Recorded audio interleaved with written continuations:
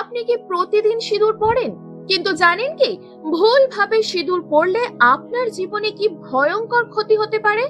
আপনি কি জানেন, একটা ছোট ভুল আপনার স্বামীর ভাগ্য, আয়ু, সংসারের শান্তি আর আর্থিক অবস্থাকে নষ্ট করে দিতে পারে? কেন অনেক বাড়িতে অশান্তি থামে না? কেন হঠাৎ করে টাকা পয়সার সমস্যা বাড়তে থাকে? কেন সম্পর্কের মধ্যে দূরত্ব তৈরি হয়? এর পিছনে লুকিয়ে থাকতে পারে আপনার সিঁদুর পড়ার ভুল পদ্ধতি। আজকের এই ভিডিওতে আমরা জানবো কিভাবে সঠিকভাবে সিঁদুর পড়তে হয়, কোন ভুলগুলো করলে আসতে পারে চরম সর্বনাশ, আর সঠিক নিয়মে সিঁদুর পড়লে জীবনে সবকিছু ঠিক হয়ে যেতে পারে। তাই ভিডিওটি শেষ পর্যন্ত দেখুন, কারণ আজকের এই গোপন তথ্য আপনার জীবন বদলে দিতে পারে। বন্ধুরা, সিঁদুর শুধু একটা লাল রং নয়, এটা একজন সধবা নারীর পরিচয়, স্বামীর দীর্ঘায়ুর প্রতীক, গৃহে লক্ষ্মীর বাসের চিহ্ন। কিন্তু ভুল নিয়মে সিঁদুর পড়লে এই আশীর্বাদই অভিশাপে পরিণত হতে পারে। আপনি কি লক্ষ্য করেছেন, স্বামী অনেক পরিশ্রম করেও সফল হচ্ছেন না, ঘরে টাকা আসছে কিন্তু টিকছে না, স্বামী স্ত্রীর মধ্যে অশান্তি, সন্তানদের পড়াশোনায় বাধা, ঘরে সবসময় একটা অদ্ভুত চাপা অশান্তি? তাহলে আজকের ভিডিওটি আপনারই জন্য। শুনে নিন দেবী পার্বতী ও লক্ষ্মীর এই ছোট্ট গল্পটি। কৈলাস পর্বতে ভগবান শিব ও মা পার্বতী বসে আছেন। হঠাৎ মা লক্ষ্মী এলেন, তার মুখে চিন্তার ছাপ। পার্বতী জিজ্ঞাসা করলেন, লক্ষ্মী, তুমি এত দুঃখী কেন? লক্ষ্মী বললেন, আমি মরতে যাই, দেখি নারীরা সিঁদুর পরছে, কিন্তু তাদের ঘরে আমি থাকতে পারি না। এক গ্রামে মোহন ও সরলা। সরলা প্রতিদিন পূজা করত, সিঁদুরও পরত, তবুও তারা খুবই দরিদ্র। অশান্তি তাদের ঘরে লেগেই আছে, ঋণের বোঝায় তার স্বামীর জীবন দায় হয়ে গেছে। একদিন গৌরী দেবী এসে বললেন, মা, তুমি সিঁদুর ঠিকভাবে পরছো না। তখন মা গৌরী দেবী তাকে সিঁদুর পরার সঠিক নিয়মগুলি বলতে থাকলেন। 1. রাতে সিঁদুর পরা। বন্ধুরা, রাত শুধু অন্ধকার নয়, এটা এমন একটা সময় যখন চারপাশে নেতিবাচক শক্তি বেশি সক্রিয় থাকে। যখন একজন নারী রাতে সিঁদুর পরেন, সেই পবিত্র চিহ্নটি দুর্বল হয়ে যায়, স্বামীর উপর কুদৃষ্টি পড়ার সম্ভাবনা বাড়ে। তাই শাস্ত্রে বলা হয়েছে রাতে কখনো সিঁদুর পরা উচিত নয়। 2. মঙ্গলবার নতুন সিঁদুর। মঙ্গলবার হলো বজরংবলী হনুমানজির দিন। এই দিনটি শক্তি ও ব্রহ্মচর্যের প্রতীক।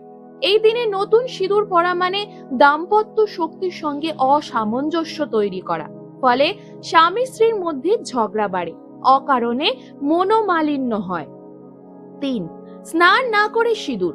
অনেকেই তাড়াহুড়ো করে আগে সিঁদুর পরে নেয়, পরে স্নান করে, কিন্তু এটা বড় ভুল। অশুচি শরীরে সিঁদুর শক্তিহীন, এতে আশীর্বাদ কাজ করে না। সিঁদুর শুধু রং নয়, এটা পবিত্র শক্তির প্রতীক, তাই শুদ্ধ হয়ে পড়া খুব জরুরি। 4. অন্যের সিঁদুর ব্যবহার। বন্ধুরা, প্রত্যেক মানুষের নিজের একটা শক্তি থাকে। কারো জীবনে যদি কষ্ট, সমস্যা বা দোষ থাকে, তা তার ব্যবহৃত জিনিসেও প্রভাব ফেলে। আপনি যদি অন্যের সিঁদুর ব্যবহার করেন, সেই শক্তি আপনার জীবনেও প্রবেশ করতে পারে। তাই নিজের সিঁদুর নিজেই ব্যবহার করুন। 5. পড়ে যাওয়া সিঁদুরের ব্যবহার। যদি সিঁদুর মাটিতে পড়ে যায়, সেটা আর পবিত্র থাকে না, সেটি নেতিবাচক শক্তির আকর্ষণ করতে পারে। অনেকেই আবার তুলে ব্যবহার করেন, এটা একেবারেই ভুল। সেটিকে বিসর্জন দিন, কিন্তু কখনোই পুনরায় ব্যবহার করবেন না। 6. রাগ বা দুঃখ নিয়ে সিঁদুর। এটা সবচেয়ে সূক্ষ্ম কিন্তু বড় ভুল। যদি মনে রাগ থাকে, স্বামীর সাথে ঝগড়া হয়ে থাকে বা মন দুঃখে ভরা থাকে, সেই অবস্থায় সিঁদুর পড়লে সেই নেতিবাচক ভাবে শক্তি হয়ে কাজ করে, ফলে সম্পর্ক আরো খারাপ হয়, অশান্তি বাড়ে। এবার জেনে নিন সঠিক নিয়ম। বন্ধুরা, সঠিক নিয়ম মেনে সিঁদুর পরা মানে শুধু রীতি পালন নয়, এটা একটি প্রার্থনা, একটি শক্তি তৈরি করা। ভোরে বা সকালে স্নান করুন, পরিষ্কার ও পবিত্র বস্ত্র পরুন, ঠাকুরের নাম স্মরণ করুন।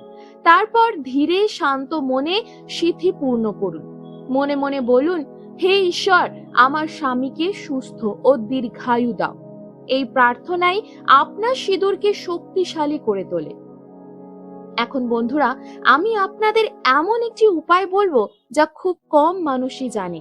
সিঁদুরের মধ্যে 1 চিমটি বিশুদ্ধ হলুদ মিশিয়ে দিন। কেন জানেন? হলুদ হলো মা লক্ষ্মীর অত্যন্ত প্রিয়। এটি পবিত্রতা ও সমৃদ্ধির প্রতীক।